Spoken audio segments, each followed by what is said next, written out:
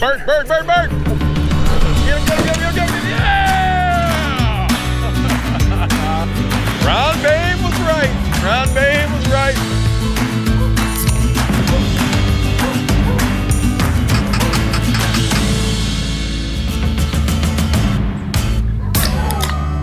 I'm feeling spry.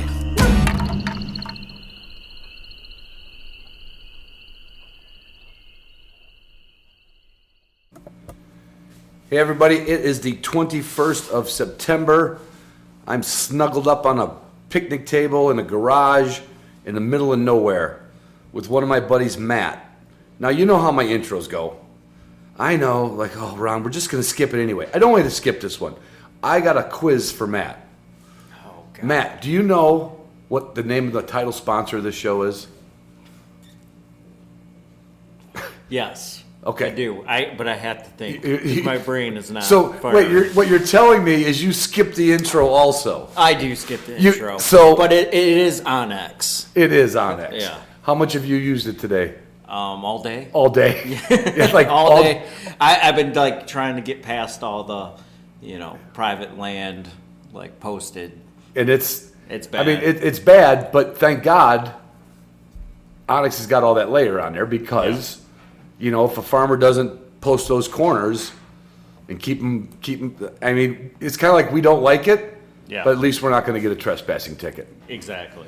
What kind of kennels do we have in the kennel right now in the garage? Those are 2 gunners in the garage right now. Intermediates. Yep. Holding our old dogs and our injured dogs. Yes. So, all right, we got that covered. Oh, no. Well, did Chubbs get out? No, I put Chubbs. I'm like, no, I put Chubbs. Hey, that's not for this episode. we're gonna. I put him in the truck. Sorry, in the truck because he didn't want to go in. He was done. He is probably better for a large. Yeah, as opposed to intermediate. Yeah, he did not want to. Yeah, he's a tall dog. He is a big dog. All right, now I couldn't find my charger for my Garmin watch. Who do you think I would call in a heartbeat to get one shipped out here quick? I would think you would probably call W Supply. Exactly, because of their customer service, right? Yep. And speaking of Garmin, any chance that you're using a Garmin on this trip? I have 2 collars and a hand. I got the 550 plus. Well, any problems with it? Nope. The only problems we got are a lack of birds right now. Yeah. And we put some miles on, not crazy miles, but no, I didn't do crazy miles. I think I probably put about 3.5. because it's getting hot. Yeah. I mean, it's getting hot quick here. But the Garmin's come through. I love it. I just hooked up the LTE. So if I should ever, God forbid, lose a dog on the road somewhere, I can follow it with my phone. Yes. But you're gonna have to help me program that one. All right. I know when I'm hot and thirsty. What do you drink when you're out here? Oh man, we didn't rehearse this, everybody. No, we did not. What? I'll take care of this one, yeah, Matt. You take care It's of Canine Athlete. I give you straws of it all the time. Not you straws. But I mean, the Canine Athlete's for the dogs. Right. Well, but do you want the Wilderness? We're on beer 4. Yeah. So all right, I shouldn't have put you on the spot for that one. Wilderness Athlete makes what we. Drink that, but right. I'm not going to drink Canine Athlete. And I did ask you, what are we drinking on the trip? You're like, Ron, I don't think I should say we're drinking Canine Athlete, but they are here keeping us and our dogs hydrated. Now this, I know you're thinking, okay, all right, this is goofy. But this is 100%, well, everything we've said is 100% true so far. What shotgun did you just buy and bring out here? I bought a Mossberg 940 Waterfowl Pro. Right. Even though we're prairie bird hunting. Yeah. You're a duck hunter. Yeah. And you got it the day before. I got it the day before I put it together and drove out here. It drove out here and said, well, I got to at least shoot it. Yeah. Now we got to get a plug for it. We do have to get a plug. But did you get the 940 because of listening to the podcast? No, I've always been kind of eyeballing it. Okay. Well, yeah. See, I'm not the only influencer out there. Is there a chance you're using a shotgun shell in that gun? Yep, I'm using some Boss ammo. Is it the stuff I gave you last year or the stuff you bought? Or is it? I don't know. It's kind of a mix. It's all mixed together. I got stuff that you gave me, and then I. But bought it's all some Boss stuff. all day. It's all Boss. And when we do, well, the other day you had your other gun with you. You didn't bring out the Mossberg because you need to put a plug in it. Yeah. And you just told me, I don't shoot this gun good. Yeah. That's what you told me the night before while we were drinking beer. Yes. And you took that gun out. What is that? Is that the SKB? Mm-hmm. Yeah, SKB. Yep. And because you're not used to that, or not, I said not practiced a lot with the side-by-side barrel view. Yeah. And you're like, well, I didn't bring my other one because it's at the gunsmith, and I'm going to shoot it. And sharp-tailed grouse gets up in front of your dog's point. I shot it. One shot. Yep. And it was with Boss. It was with Boss. So maybe it's not the Indian, it's the arrow, or maybe it's both. I don't know. I but could be overthinking it. You always overthink everything. What are your dogs eating right now? Like, I just fed mine. I know what I fed mine, but... I use Purina Pro Plan. No kidding. Yeah. Because of all the money and support they give to the dog world and the show world and the hunting world. 100%. Conservation world. Right, I'm not going to go with, like, Betty's new dog food. No. They're not doing anything for the entire dog world. I don't want any of that food. I know. I'd rather have a brand name. Yeah. Like, not everything in the world needs a brand name, but like dog food should. Should. It could be another brand name. Yeah. I just like the brand name Purina Pro Plan. I like to keep my dogs fit and healthy, so I go with the Purina Pro Plan for sure. Now, Matt, years ago, you've done my website forever. You edited the entire Upland Institute program for us. Yeah. And I don't think I've ever helped you out with any marsh wear. So I don't know. If I asked you what I was wearing today, you'd have to look at my pants pocket. Yeah, I would. But I guess I owe you some. I feel kind of now a little guilty because I can get some of that stuff for you. I do need some new You pants. need some new pants. God, you look like you wore them under the car changing the oil. I probably did. I use them for everything. Well, we're going to get you some new marsh wear. All right. And take care of that. Now, you have a pair of boots from Marxist, don't you? Yeah, I do. Yeah, I use them all the time. And the little short Joe Fur, you like that little short boot when you're just kicking around in the dew in the morning? The one's a little, it's like an ankle boot. The one pair, it's like ankle shin. Yeah, ankle shin. That's probably accurate. And, well, I don't have to talk anymore about my camper company because they're not sponsoring me anymore, so I'm not even going to mention Four Wheel Camper. Okay. I am going to mention Patreon, though, because the other day you said, Ron, I'd like to see some of the videos you've been doing for your patrons. I've been doing kennel videos of table retrieve, trained retrieve. I've been doing some. Yeah. And I apologize. I still haven't figured out how to get you the videos without you being a patron. So this is my proposal to you. I've never paid you a dime for all the help you've done. Well, no. Well, Upland Institute was an actual deal. Yeah. I mean, that was through a company. That was actually work. That was work. Yeah, it was a lot of work. Just update a website. It's not big. Right. But Matt takes care of my website. If you ever go to it, episodes are up there. Sponsors are up there. Out of all the podcasters out there, I'm not saying I'm the best. I'm probably the first one in this genre. But we have the best kick-ass website. And Matt's not happy with it because he says it needs to be updated. It does. We haven't updated in a long time. Really long fucking time. And you're not fond of the thing we have. But point being, Matt's not a patron of the show, so this is my Christmas. This is my Christmas present to you because I've never paid you shit. Okay.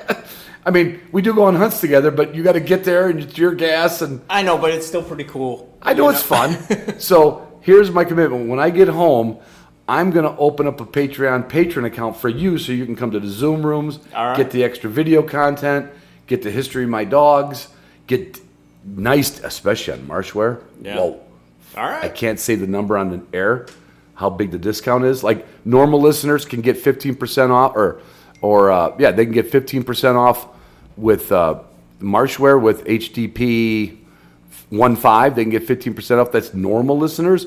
But if you're a patron, it's almost that much. Nice. And you can get Canine Athlete. You can get 25% off of that, and Wilderness Athlete on a first-time purchase.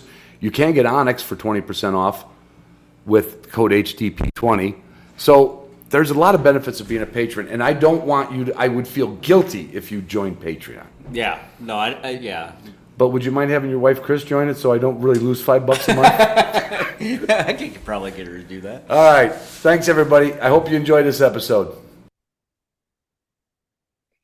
Hey, everybody. I am on a Zoom call with Jake Bartells, and I I promised I was going to bring Jake back on after I kind of got the history of his French Brittany's and his accomplishments with that. And I do mean accomplishments because not that the French Brittany is that rare of a breed globally, but it wasn't seen in the NAVHDA circle very often. And when I met you in Montana, I said I wanted to have you on. I wanted to find out all about it. And at the same time, you announced you were running for president, so we just touched on that, Jake. And I wanted to have you back on to like the whys, like what's the vision? What are you seeing? I know what I'd like to see, but I'm not running for president. I did that once in 2005. I don't have enough bandwidth. I'm too old for that now. But so Jake, first of all, like the why or what is it about like what's your opening volley? Well, first, I'd like to thank you for having me back on. Definitely excited to do this podcast, and hopefully, it's something that will allow a lot of people to get to know me a little bit better and understand some of my vision. The real long and short of why is for the people before me and the people coming after me. I've loved this organization since the moment I got involved to the point where I couldn't sleep the night before training days, just giddy to get out there and learn Mhm. everything I can. And people gave a lot of their time to me in order to do that, or in order for me to learn. And that was a service they provided. And I've always been about giving back to those organizations that give, and I truly look at this opportunity to serve as president as an opportunity to give back to the organization that I really love, ensure its future for future generations. As many people know, I have my whole family and my kids involved in this organization, and I love absolutely everything about it. The membership and the chapters are just incredible. The vision of the breeders is incredible, and I want to do everything we can to help our members, our chapters, our breeders, our judges. I want to help all of them be able to do the best job they can possibly do. I mean, that's good enough. We'll just put that on a t-shirt and Okay. we're good. No, but you Well, it's going said to have to be something. an extra large shirt, I think. Right, right. It'll be like, never mind. But you hit on something like how when you found NAVHDA, you you were like, it was like getting ready for a hunting trip, but you were just getting ready for a training day. And I remember that same zeal. I I had to go about a 2 hour drive up to Traverse City every week to go to the training grounds. And I would manipulate my work. I was self-employed, but I could kind of manipulate my schedule to a degree. And I just was gonna let nothing was gonna get in the way of me getting up there. And that was just one little chapter. It wasn't a big chapter. I wanted to see those dogs like I literally wanted to see the dogs. I wanted to see how Lance's dog was doing, how John's dog was doing, and I wanted to see how Lance and John were doing, and Norm and Judy, and um, so that really rang a bell. That's how I. Now I didn't have my kids get involved, although they did help out at a couple tests. But if it was closer to my backyard, I think they all would have been wearing the NAVHDA concrete boots, put their feet in the wet concrete, and you can't get it off your boots. Um, Yeah, and I was the first person at every training day and the last one to leave, and I just ate it up. I still get so invested in the success of everybody in my training right. group. And throughout this year, I had supporters and people that have made public statements saying they're not supporting me for president, and they were all invited to my training days. Yeah. And I think that that's important, that we can disagree on some aspects, and there's certainly some things we're going to disagree on, but Right. that we can always know that we all have the same goals in mind and work together towards that. Yeah, you made me think of an analogy when you say you could be with the same people in your field that they might have already told you, Jake, I'm not voting for you, right? Or they're Right. like, I disagree. Yet it's like the old Thanksgiving with the family. My Uncle Ernie and my cousin Terry could get into a really steamy argument, and but we still had dessert together. And Right. and that's something that, in my eyes, now I've been away from NAVHDA in a judging and meetings, and I still go to our training grounds. I'm a life member. Um, that's something I could see in the early um, judges workshops and in the early annual meetings. That was a true family that truly could argue with each other and then go to the hospitality suite and have the best time ever. Right. And that's how it should be. That's how we self-govern. Yeah. It's how we make sure we never drift. I mean, regardless of my political views, I kind of like it when there's some checks and balances, some split power. Um, and I think that that's, equal for NAVHDA. Having different people with different perspectives and different personalities, all those perspectives and personalities have value. Yeah. And I think it's bringing them all to the table and instituting a good open dialogue where we can, whatever the topic is, settle in on what's right. Right. What would you say are some of the key things that if you could, and I don't mean wave the wand like a dictator, that if you could implement, if you get in office, what are some of the key things you want to focus on? Well, that's probably going to be the topic for the next hour or so. Right, right. So maybe pick one. Let's pick it Yeah, apart. there are many things. Well, first, it's just I have to make sure we kind of have to give a disclaimer whenever we kind of get into the subject of NAVHDA.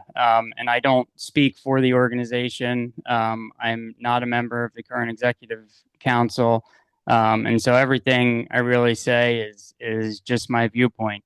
With that, I want to say that I have nothing but respect and admiration and gratitude for all those that have served at any level in NAVHDA.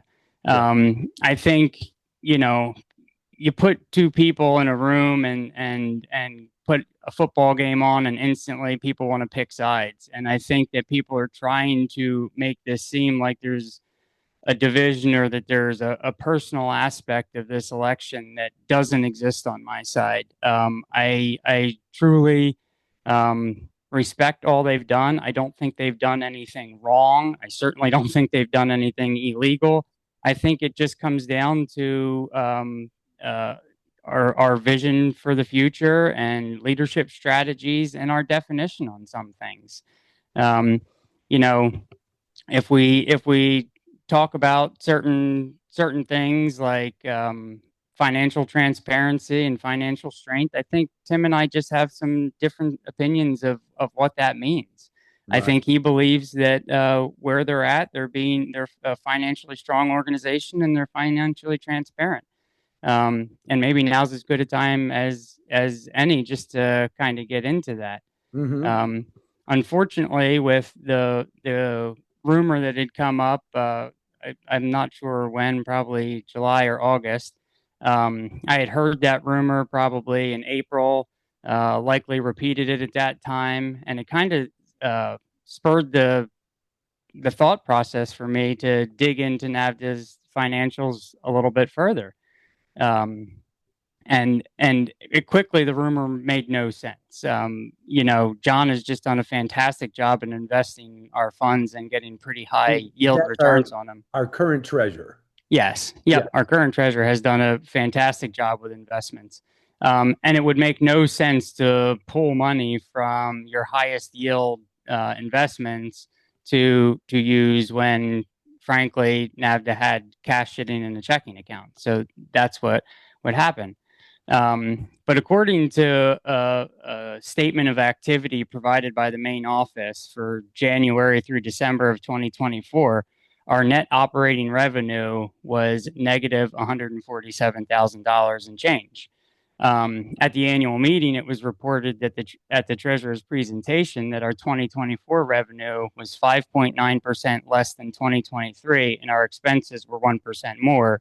That kind of creates about a 7% differential. So the conclusion I get with that is that through the past 2 years, we've lost approximately that amount of money in our operating costs. And so this is when I talk about financial strength in my own business, if regardless of if I had investments that were doing really well, I also invest in real estate along with running my construction business. Mhm. But if my real estate investments are doing really well, but I'm losing money on every single job I do in my construction business, I don't consider myself in a financially strong position.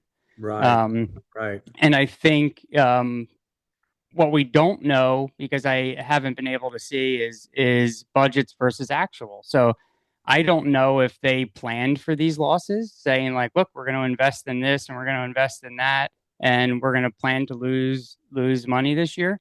If they were doing that, I wish they would be upfront with the membership about it, because then we're not forced to sit here and speculate. Right. You know, I would like to see those budgets versus actuals to see. What's concerning to me is I haven't heard anything really addressing this, and it's now 2 years in a row in which we're operating at a loss, which is basically our expenses or our revenue minus our expenses. Basically, we are spending more money than we're bringing in when it comes to operations. And if anything I'm saying is inaccurate, I hope someone brings it to the attention, because it is not my intent to be in any way misleading with what I'm doing here. I'm just trying to express what I've seen. You're reading the numbers that they gave you. Right. And so, I think, and the IRS 990 forms confirm that there have been losses in 2023 and 2024, operating losses. So our overall, because of our investments have performed so well, overall, we have a higher net worth each year than we had before. But that's not the only way in which I kind of measure financial strength. And even the kind of graph that they gave when they did this open letter to the membership, it's not hard to read between the lines, because you can see that the total life membership fund, say from 2023 to 2024, goes up by approximately $150,000, yet the NAVHDA net wealth only goes up by about $50,000. So that's telling you that somewhere there are some additional losses happening in the organization. And I just think that seeing budgets versus actuals is one measure in which we see how the executive council is governing and how they're running the business of NAVHDA. As we're depleting our cash on hand, it's gonna have to get more interesting how we make up these differences. And I would like to know that there's a plan in place for that. Yeah, you wouldn't want to see this go for another 3 or 4 or 6 more years, and that same thing, and then all of a sudden, let's say, well, because the trouble is, if the markets dip, all of a sudden our investments aren't going to be as strong enough to be able to help with this. And maybe it was easier when NAVHDA was small, but NAVHDA ain't really small no more. Yeah, look, and this is where I think some business experience really plays into it, because I have found, as I've navigated running my own business and through conversations with Rick, you have to be able to predict these things. And hoping things are just going to come back around or flatten off isn't the wisest strategy in my mind. Not that I'm suggesting they may have a very active plan for how to deal with this. I just haven't heard it yet. And I think most of this comes down to the fact that our membership has been on kind of a slow and steady decline. And these are just numbers off of the IRS 990 form. It's not me coming up with them. So off of the 990 form, in 2022, at the end of December 2022, we had 10,634 members.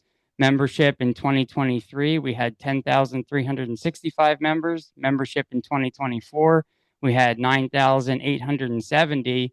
And the membership that I was able to pull off of the member portal, if that is an accurate number, which I've asked but haven't got a response on yet, was only on September 1st, was 9,068. And that's directly related to our income. Membership is our biggest revenue source, followed up by dog registries. And, I sat down with Rick, and he used to run correlation graphs for registrations and memberships, and they have always in NAVHDA's history gone hand in hand, which makes a lot of sense. Sure. If you're registering more dogs, people own them and are going to be a member. Right, right, Um, exactly. so it kind of, the trouble is those trends kind of double dip on the revenue side because you don't have the dog registration, you don't have the membership. Yeah.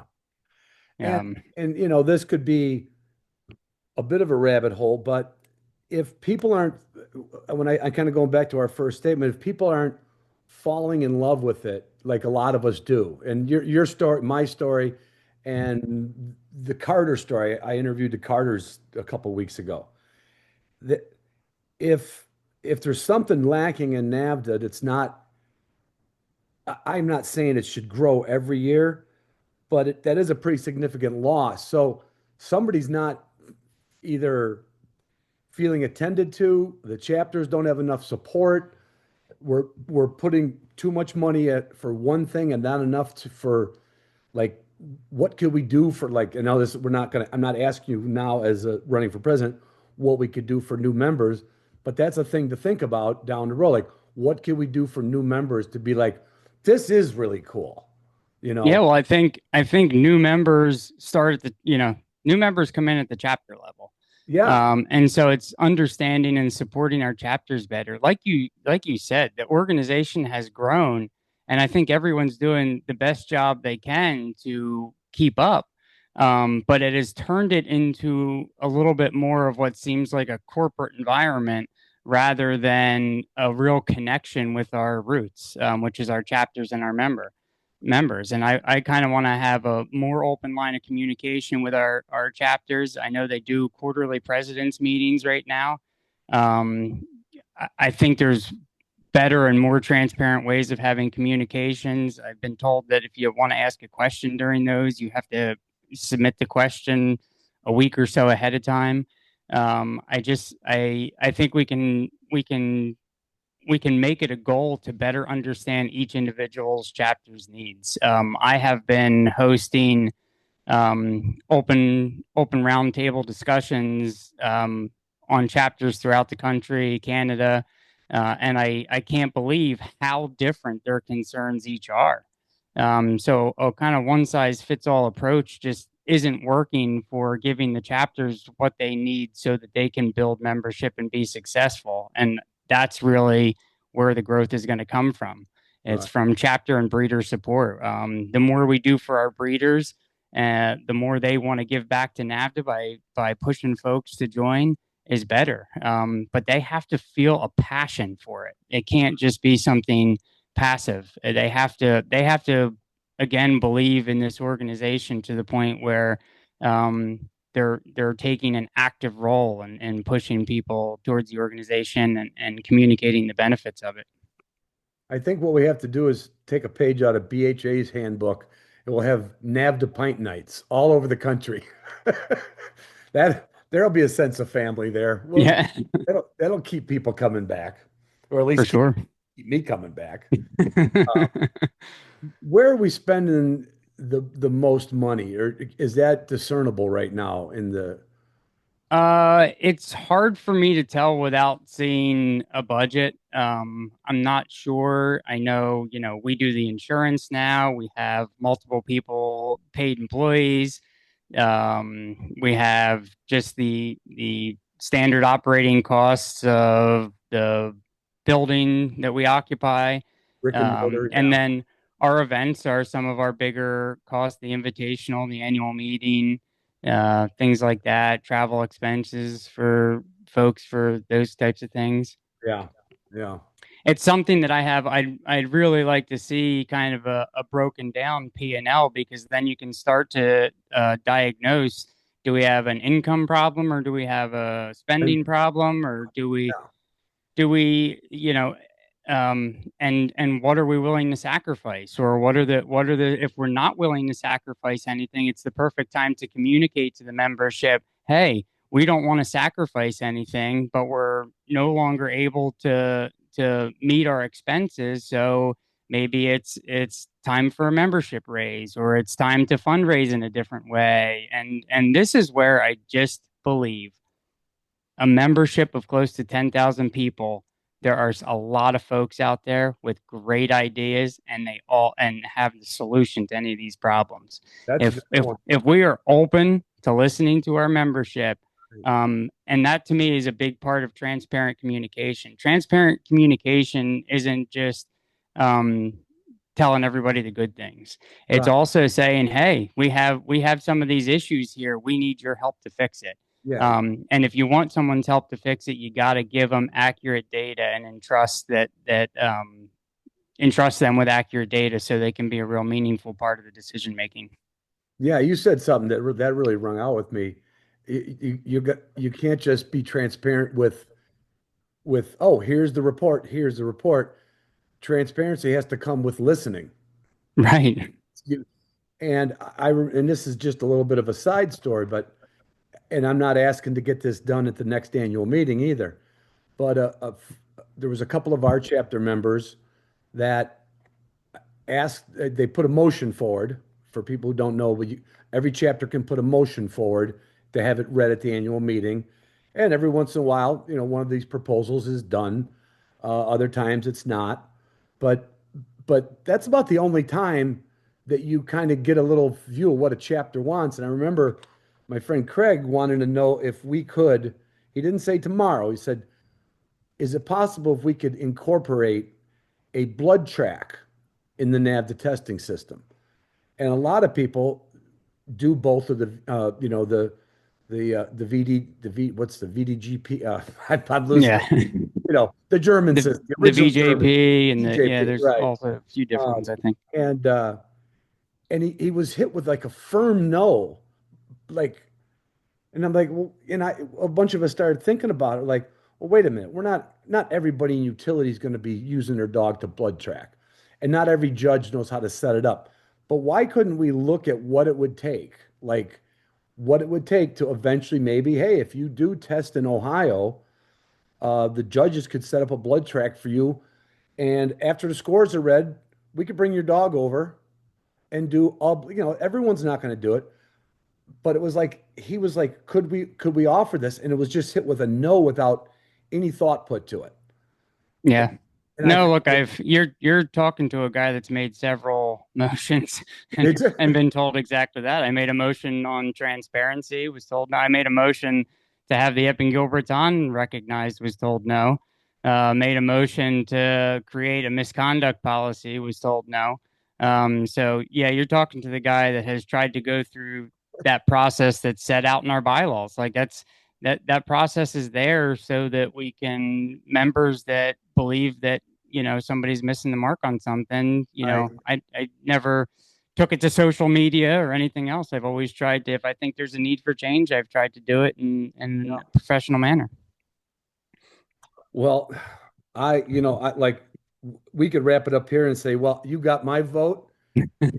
Oh, we got more to talk about, Ron. No, I know. You just said, make me feel like already it's kind of like, wow, I think I could connect with Jake. Yeah. Like he'd have an ear for me. And this is, like I said, this is a volunteer position, and everybody before you has done this and put their years in. But I think it's been a long time, and I'm not just talking the last 3 or 6 years. I think it's been a long time since people could have that discussion openly. And personally, I think a little problem of it is, they combine the annual meeting with the judges' workshop.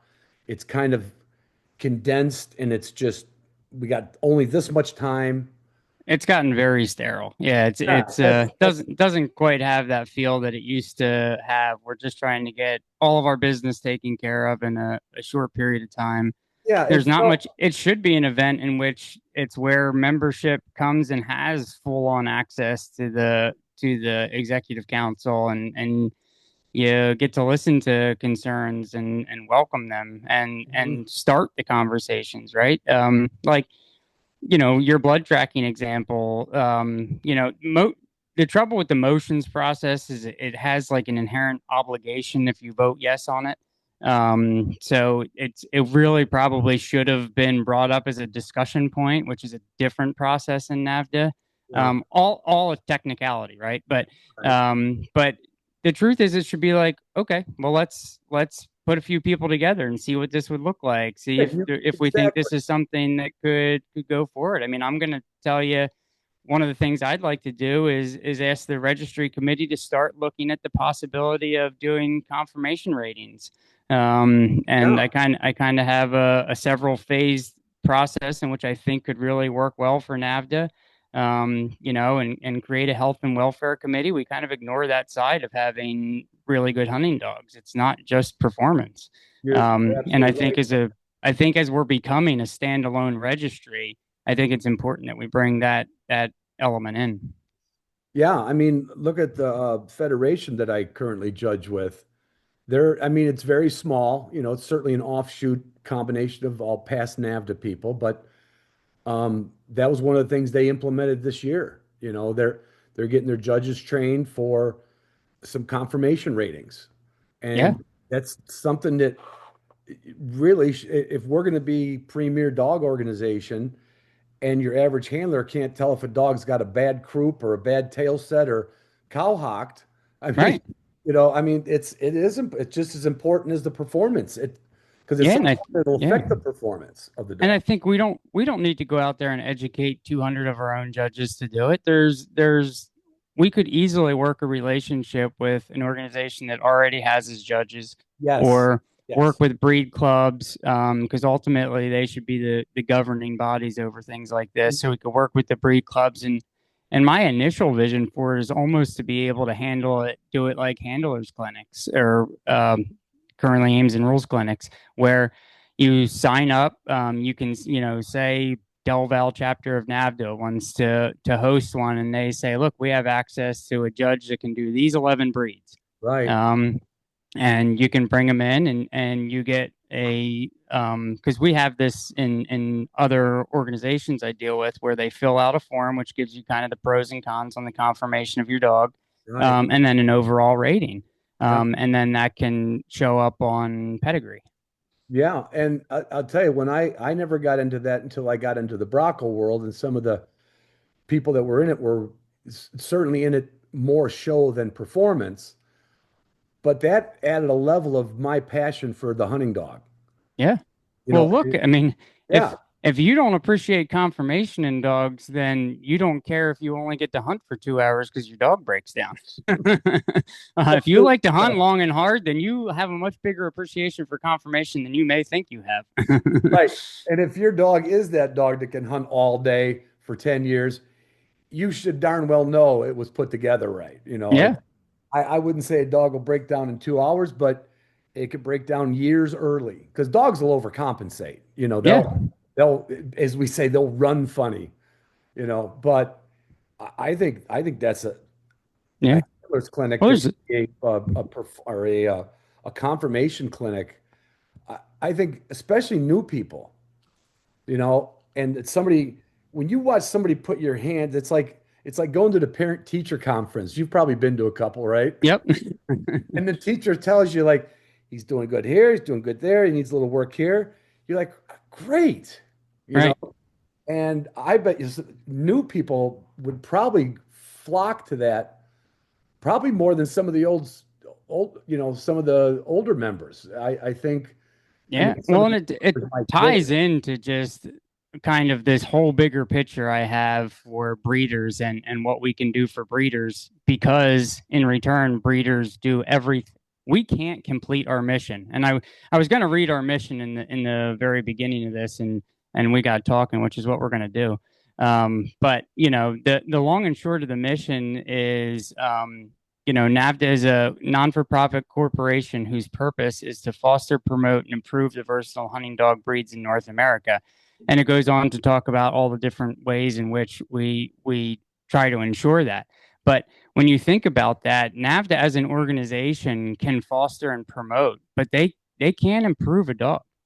They cannot do it. The breeders are the only ones that can go out there and put what we give them, apply what we can provide to them, in order to actually improve the breeds. And so there's a lot of things I would really like to do to give more value to people want to be a breeder within the organization. Some of that is just a breeder's resource library. You know, we have breeders in this organization that have been breeding for 50 years, and they're a wealth of knowledge. Yeah. Yeah. And we have people that don't need to make the same mistakes they made if they could learn from those mistakes. So I think putting some of those best practices down in a format in which people can learn from, and have a forum in which is kind of monitored by some of our longtime breeders, where a new breeder can ask a question. Right. I mean, think I could see like I know we're kind of going into this, but this confirmation thing, I really do enjoy it and find it interesting. It could be, I know of 3 NAVHDA judges that are also AKC judges, and they know their confirmation. yeah, NAVHDA could literally, because we all are volunteers and we all give our time up.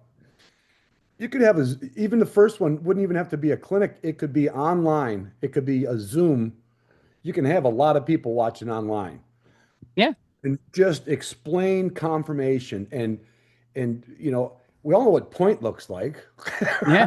Well, it's just it. You start with creating an awareness around it and starting to educate around that awareness, and let it evolve from there. It's not something that can be done overnight, but you have to take the first step to get there. And I think it's time for the first step. With that is kind of some, the member portal is awesome for what we can see with each other and humans, and tracking our dogs and tracking what tests I have coming up that I'm judging, and the test secretary stuff. I mean, that's come such a long way, and it's such a great resource for NAVHDA. But it bums me out a little bit that on the other side of things, if I'm looking at the registry database, if I get one letter wrong on a dog's name, that's, the crazy names we have now for dogs. So it's 13 words long with syllables that don't even, or punctuation that doesn't even show up on my keyboard. And if I get one thing wrong, the dog doesn't come up. Right. Right. And so I think I'd like to work on that. And with that, I've just been working with a fellow who has an amazing vision for what you can do with data, and how to paint a picture of a dog with data. And he has built this software that is, in my eyes, the first thing I've seen that is truly revolutionary that could advance dog breeding. So he has a program in which not only on a pedigree could you pull up anything you wanted to pull up. So if you wanted to say, I want to see each dog's nose score in the entire pedigree, bam, it's there. If you wanted to create your own indexes, so say you value desire equally to co-op, you could say, I want to see this hybrid numerical that I've made on each one of those dogs. His program can go to the National Weather Service and pick out the data or the weather from the day and place that you ran your dog and throw that on the pedigree. And he built it with such a way that it can be adapted to anything. But then what's cool about it, when he starts looking at the breeding side of things, is all the visual representations of breeding. So he has been working with so many people in kind of dog breeding and training, because he wants to be able to paint the picture of a dog through graphs, which is dang hard to do. But the way he's able to show different styles of line breeding and different things like this graphically, so that you can start to understand. I mean, his pedigrees, you can attach audio files too. So if you wanted to give a audio description of each of those dogs that will live with it forever in that pedigree, you can do that. It's super revolutionary. A NAVHDA member that you know? He is a NAVHDA member. I think he has actually helped NAVHDA quite a bit. And the only reason I'm not going to mention his name right now is I don't want him to get like blown up with people calling and talking to him. But he has helped NAVHDA kind of get to where they're at with some of the stuff they're working on right now. There's more that he could do. There's way more that he is dying to do. He's super interested in a real, and I don't know that it would work out, right? I would only be one voice on the board, even if elected, and so we'd have to see if we could work out an agreement with him. But I know that he's very interested in working with NAVHDA, because this program's not worth anything if people aren't utilizing it. And he wants to make it so it's easier for, the the other side benefit of this is for puppy buyers, right? Yeah. Now being able to see dogs in a different light and understand. He brought up an interesting point, and I don't want to go down this rabbit hole, but he worked with a guy in an AI department and sent him a still shot of one of his dogs, and the guy sent him back a like 5-minute video of the dog hunting, and he's like, to the untrained eye, you'd never be able to know the difference. So he's a big believer in the importance and the value of NAVHDA's data because it's backed up by 3 people having watched that dog and scored it. Right. Because we're soon going to be at a place in which you can show your whole litter AI generated pointing birds already and retrieving birds already. So if there's not something real to back things up, then we can get lost. But that's going down a whole rabbit hole that we probably don't need to go down here. No, but it's exciting. Yeah, you hear the excitement in my voice, right? So it's one of the things that I think could be revolutionary. I'd rather spend some time looking at that stuff than my YouTube, my normal YouTube. I would go through the dog data for sure. Right. I would have known more about your Epinol Bretons that way. All right. So what else do we? Not anything else, but another thing that you feel that you can work toward, or you want to try to get implemented, or. Well, another thing, it's funny because I heard it on your podcast not too long ago, and I said, "How did Ron get our idea?" And then I'm like, "Oh, wait a minute, people have had this idea before." Is a little bit of a transition or a hybrid approach to the invitational. It's getting big and bigger every year, and this year's invitational was incredible, and they certainly took on a feat to put it all on. I think over 200 dogs ran. Right. And there are people there that just have dedicated a tremendous amount of time to do that, and to make it happen. And it's so there's kind of been a discussion a little bit. I think it was brought up at the president's meeting of like, okay, well, what are we going to do in the future? Because this isn't sustainable. Right. And most of the discussion I've heard is all about limiting it. Right. So limit it to the first 150 dogs, whether it's by least number of times run. I think there's actually a written policy in place in case they ever had to limit it. Or do you do the highest score or this or that? But as you hear me talking, to me, this organization is all about gathering data so that our breeders can utilize it. And so I think limiting tests is counterproductive to our mission. So I started talking with some folks about how can we solve this problem. Little did I know you would solve this problem 20 years ago and never told me. But I think what we're going to start to do, or what I would like to investigate the idea of doing, put a team around figuring out if it's doable, is allow chapters with approved grounds to hold chapter level invitationals. And what excites me about it is the number of people I've heard that go, they get their prize when I'm like, hey, so you go into the invitation? And they're like, no, I only get 2 weeks off a year. So I'm not going to take a week and spend $4,000 to go out there. They 100% want to, and they have great dogs. And so my goal here is and I've kind of identified through some conversations and a little bit of looking I've already identified close to 12 chapters across the country that with a minimal amount of work could host a 1-day invitational of about 8 dogs. Right. There's some great things about it, like the single team of judges would follow that dog around, which I think is going to give you a more comprehensive, like when you get down into the consenting on the common areas of evaluation, there can be a huge disconnect because the guy from the fields are going like, gee, we couldn't get this dog to come around. It had no awareness of the handler and then it's like 2 beautiful things at waterwork. And you're like, well, geez, like where do we come to an agreement here on how this dog into a gentleman like that? Right.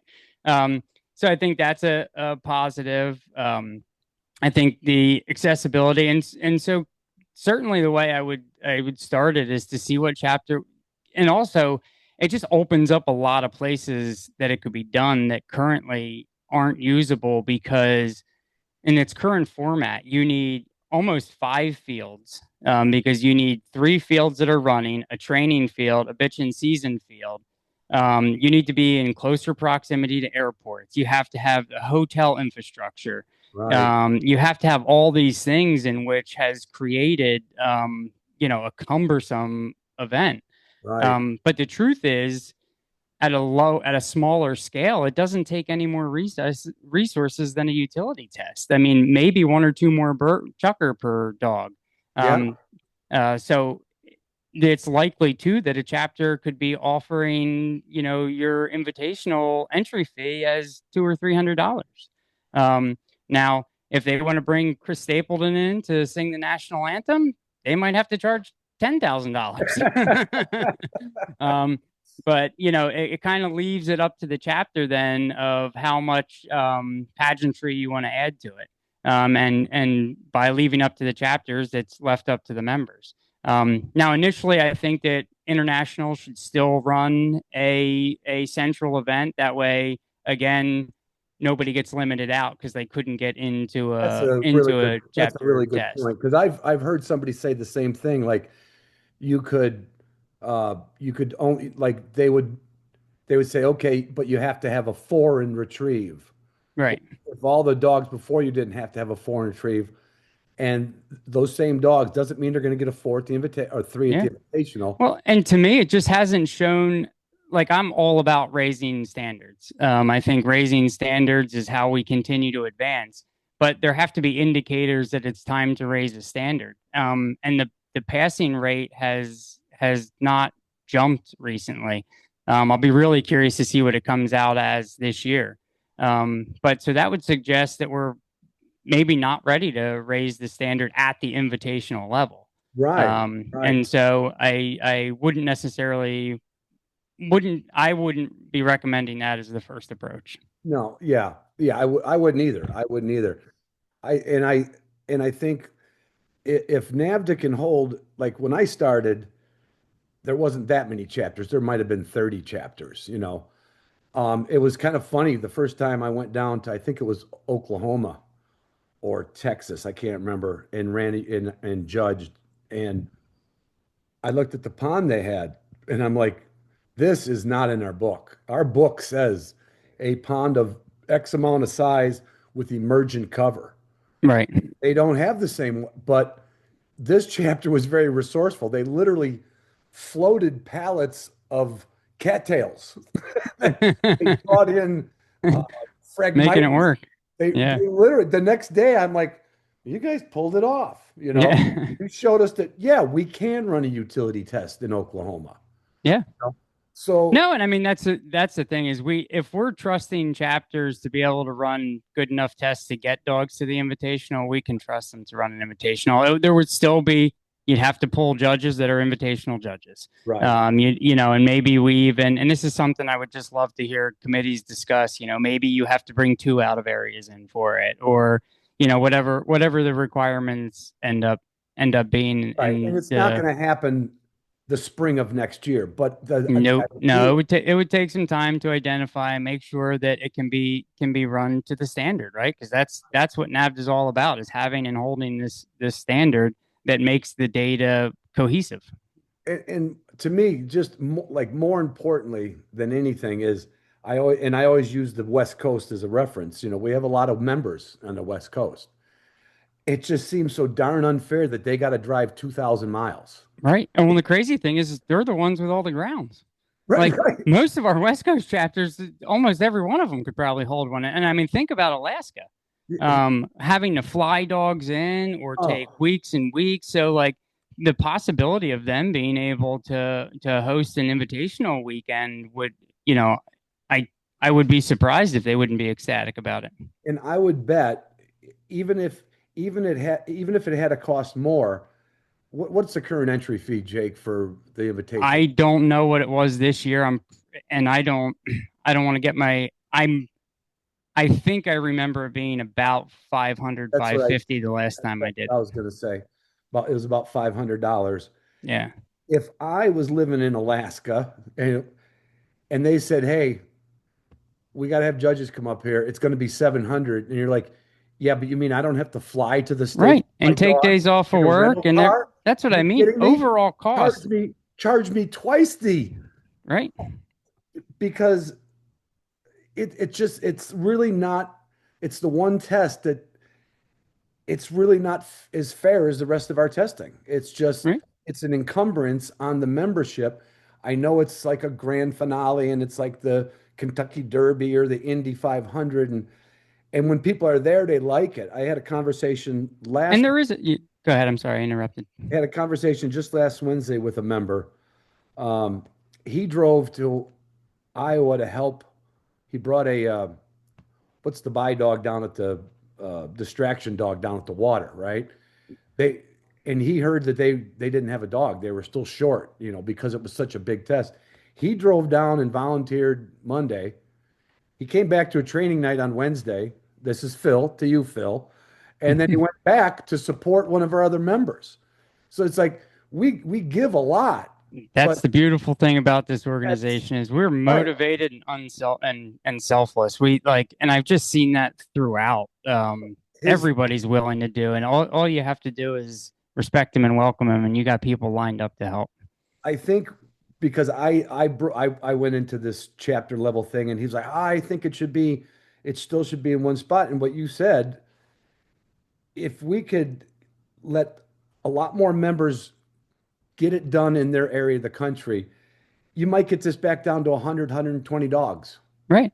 Right. Which is still going to have the same feeling around it. It's still going to have everything. What I don't want to see is we start limiting it in a way that's, highest test scores or something like that. And I feel like we're just it's going to become the pro trainers test, right? It's just going to become, you're going to have 6 of our best trainers there with 5 dogs each, and they're going to, they're going to fill it up. And then the poor guy that is just getting into it and working it, I said, I couldn't have imagined having to tell my daughter, sorry, you didn't make the cut. Like, right. Yeah. like, so to me, that was a moment in which I'm like, we got to come up with a better way of doing this. And I'm not of the belief that there aren't going to be some hurdles. But I think the hybrid approach of still doing one centrally located, just at a reduced number, and then allowing chapters that are interested, and then the membership's going to tell us what they want, because they're either going to try to push for more locals and more chapters, and that the centrally located one's going to fizzle out, or no one's going to do anything but the centrally located one, and But at least we're you'll going to know. be back here. Yep, that's just it. The members got to make the choice at that point. Right. And that's something I think that has been lacking. Like I know several I can't quote them offhand what they said, but that feeling of like uh, they just feel like NAVHDA International, they don't feel like they know it at all. They love their local chapter, but we could get them to appreciate the central, the executive council, the boards, and what goes in by. And then over the years, you get more people that's like, I'll volunteer for a board position. I'll Yeah. volunteer. Let's say if it was blood tracking, if they wouldn't have said no, yeah, it might have only been done at one test the next year. Yeah, no, I've gotten the same feedback from folks that Certainly a it's member. like, 30 years ago, you used to walk into your bank and they said, "Hey, Ron, how you doing? Good week for business," right? And now you're like, "Up, you're number 400, 200, Right. 4,262. Yeah. Please step right. Okay, next." So I've heard that same thing where there just seems to feel like there's a disconnect. And I think it's something that has to be actively pursued to heal. There's everybody needs to feel welcome. I know probably one of the most kind of hurtful things I heard at the Invitational this year was that I was told that many of the judges and folks there believe that if there was a change in leadership, it would be their last opportunity to judge the test. Now, where did you come up with that? And it that hurt me to the core, because a big reason people came to me about possibly running for president, and one of the major reasons I agreed to it was to stop exactly that. Yeah. I've compared it to a pendulum swinging, and it seems to swing from one side to the other side. And I'll be damned if I'm not going to go in there and hold that pendulum right in the middle. And it's probably more likely to piss everybody off than make everybody happy. But, anybody that wants to give to this organization, and can respectfully do so, will have a seat at the table and is not going to get pushed out of the organization. Yeah. It's the exact thing that That so has many happened. folks have felt. I mean, we have judges that are scared to say something for fear of retaliation, and whether that fear is real or not, it's a measure of the environment.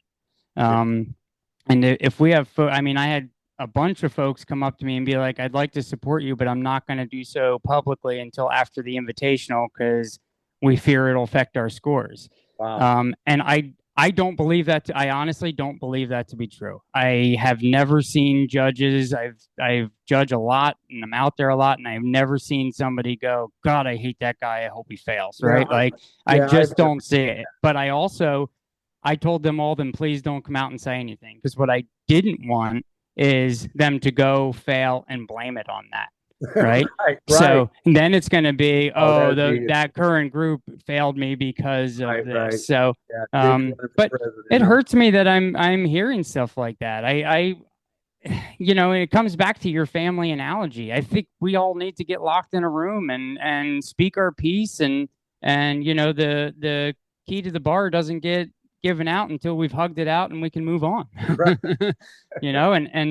And I had multiple conversations with people out there saying, like, we need to advocate for that. It's not going to happen passively. It's not going to, Right.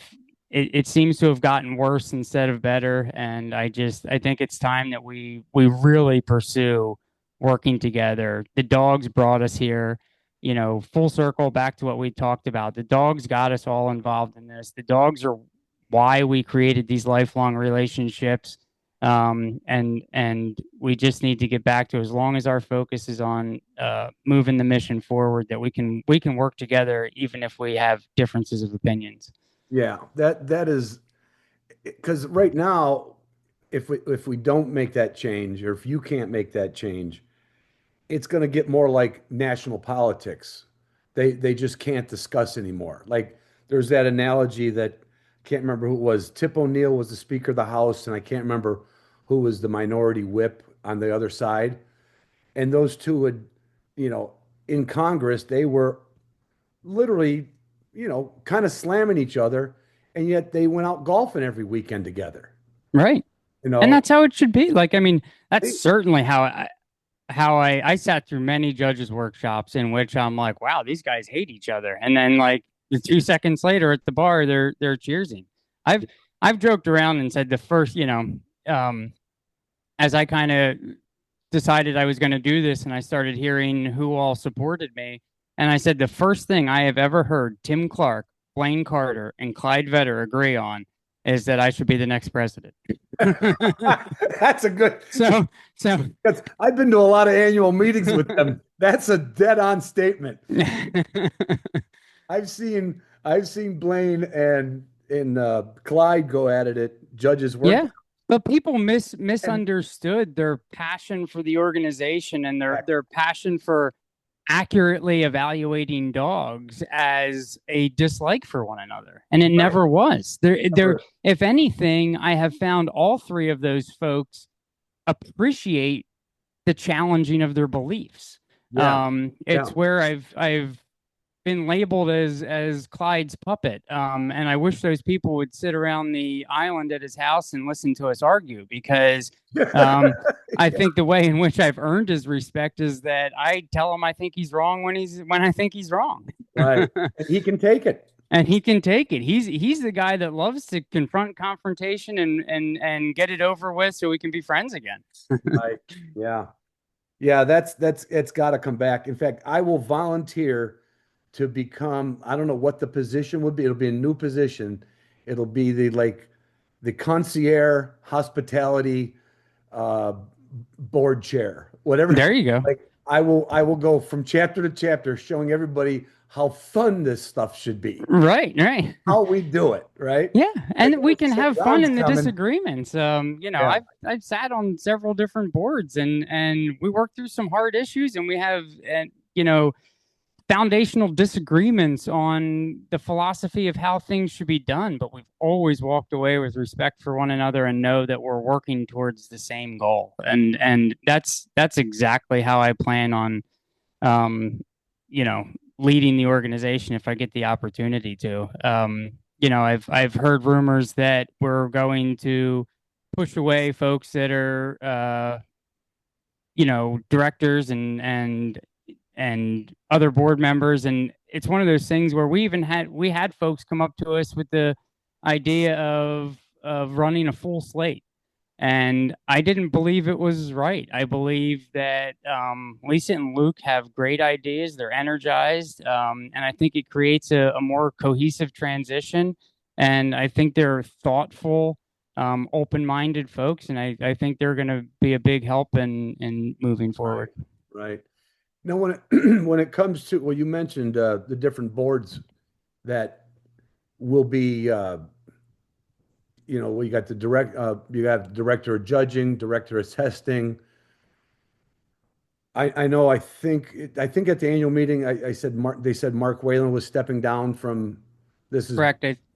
My understanding is that Mark Whaling's stepping away. I know that Andy Doak is stepping away. And I believe Randy Hansen announced that he's stepping back. He's got some kids, and I can certainly appreciate him wanting to step back and spend some more time with them. I'm hoping all of those folks will still take a phone call if we need advice on something. yeah, And I spoke with Andy about this at the Invitational. I've valued everything all of them have done, and I'd hope that we could still have their support if we needed advice from them. Something I think is important that I've floated the idea of to even previous administrations is having an advisory board, or a committee. Some folks that have held the positions before and can say, "Hey, we went down that road, didn't work out well." right, right, right. Turn right. Um, but so yeah, I'm not 100% sure if and who all on the director's side will be leaving and what positions will need to be filled. So it'll be that I probably won't get revealed until the results of the election. Right. And then that's going to be up to you. Is it up to the president to nominate or the board to nominate? I can't remember how that works. So the four officers, the president, vice president, secretary, and treasurer, have to vote for who fills the next positions. Kind of the way in which I envision doing it, if given the opportunity, is those four people go around the room and they say a name that they're thinking of. If all four of us say the same name, well, that's easy. If we have different names, then we conduct some interviews and see what those people's visions for those positions are, and then we can kind of settle in on who might do the best job for those things. Yeah. And there's, like you said, the nice thing about NAVHDA, it's always a bit of a revolving door. I don't know how many the number is of new members, but there's a wealth of good members that have been Yeah. at it for a long time. And I don't think I'm not going to say it's going to be easy, but I think there's people out there for these board positions. I think that'll be a hoop that you can jump through without, tripping. Yeah. No, I think there are a lot of really qualified people. And I think, with having a managing director now, that creates a lot of cohesiveness. She's taken on a lot of responsibilities that used to be done by the board, which I think is a good step forward for the organization. I think the board shouldn't be totally task driven. I think what you want is visionary people, with different skill sets, but not just someone that can do A or do B, just task oriented. Yeah. Well, how did the invitational is as crowded as it was this year? Can you give me I didn't get to go to it. I was watching a couple scores with some friends online at night, but was it, I don't want to say, was it busting at the seams or did it did we pull it off again? It's oh, if there's problems, you don't see them. Oh, well, that's good. That's good. Ask Randy Meester if there were problems, and that's all he did was solve problems the Right. entire time, as Ducks needed to get over here and do that. But I think that's the beautiful thing about it is there's so many people that have worked it for so many years, that make it seem seamless, even when they feel like they're running around pulling their hair out trying to make everything happen. And that's why I would want all of them to continue to help moving forward. It can't be done without those people.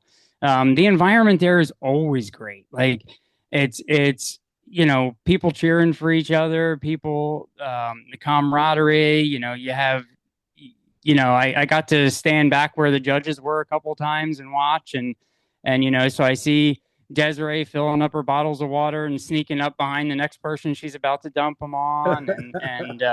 There's a lady I met, Autumn, who they call the hostess with the mostest. And she at the field sets up a table, and I'm telling you, a buffet, you're used to judging where you get handed a Ziploc bag with like 3 granola bars and a brown banana in it. Yeah. Well, holy moly, she has every kind of thing out there. And if she knows you personally and she knows you have like a preference, you bet it's going to be there. Wow. And so these are just the people that make NAVHDA great, right? Like the members make the organization great. And so that has been there. I hope it will always be there, no matter what level. If some of it's being done at a chapter level, I see that same camaraderie at the chapter level. So it was a great event, very well put on. Everybody did a good job. It kind of bouncing back to trying to get this, let's just say regional tests and still have the one central test. I wasn't even thinking of all the volunteers. It's like a couple hundred volunteers, right? Right. So, and they're not all from the Buckeye chapter. No. No, I mean, that's the chapter. thing. You have folks taking days and weeks off of work just to volunteer for it, which makes it hard to get volunteers, especially when it's during the week. Yeah. Those and same judges people could be near a chapter that wants to pull that off, and they'd be like, they would have invitational volunteer experience. Yeah. They could apply it to a chapter near home. Yep. Yeah. Yep. For sure. They get how. Again, and look, if you can wing a duck for the single mark at the utility level, you can wing a duck for the double mark or the honor. So if you can drag a duck for, well, the judges drag the duck for the drag, but you know where I'm going with this. Yeah. I've always said the only difference, when I was being a little sarcastic, I was never asked. I did run the invitation. I was never asked to judge it. Probably because they knew I was not going to take it too seriously, because I like to have more fun than anything else. But I always said, well, I think most NAVHDA judges could be an invitational judge. I think most of us could recognize backing. Yeah. If you judge it like pointing, it's not much different. No. But I want to see it. I've never been a sports, like I'm not a sports guy. Like I'm a one on, like if me, I like wrestling or boxing or jujitsu. I'm not a team thing, but the one team thing I do like is NAVHDA. Yeah. It's like a team sport that, it's like, it's almost like we're starting to root for all these other teams. I want us all to get back to rooting for whatever team we call it. I want it to be like, in fact, I used to see the NAVHDA sticker, the old NAVHDA round sticker, on more trucks driving around. I don't even see that as much anymore.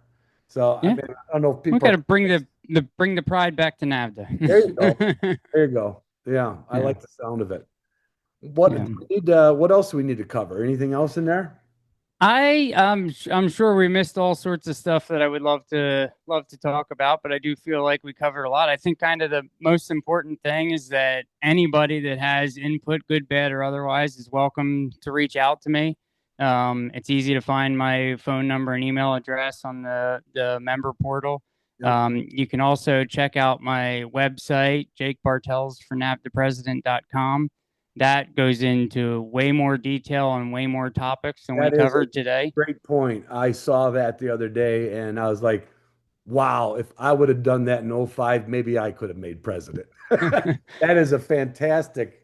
It if you can't get to know you from that website, then you shouldn't be voting. Yeah, Yeah. Well, and that's it. I've said if folks educate themselves and decide that my vision isn't what they're looking for, I can sleep at night, no problem. I've given the members a choice. If I don't reach enough people to get them informed, then that bums me out. right, right. Well, Jake, I wish you the best of luck. I know who I'm voting for. Well, I appreciate that, I'm voting Ron. for you, and I look forward to it. I think kind of feels like a little turning point coming, and like you said, there could be some rough spots, there could be some more disagreements, but you've been in business with people, residential, commercial, like people, business, and your analogy earlier to like, hey, if my rentals are doing good, my business isn't doing good, I gotta get this leveled out here. Can't Right. can't be counting on one thing paying for everything else. Uh, Right. Well, I appreciate it, and I will work my butt off for my supporters and my non-supporters alike because I know in the end we're all passionate about the organization, and that's all I ask from anybody.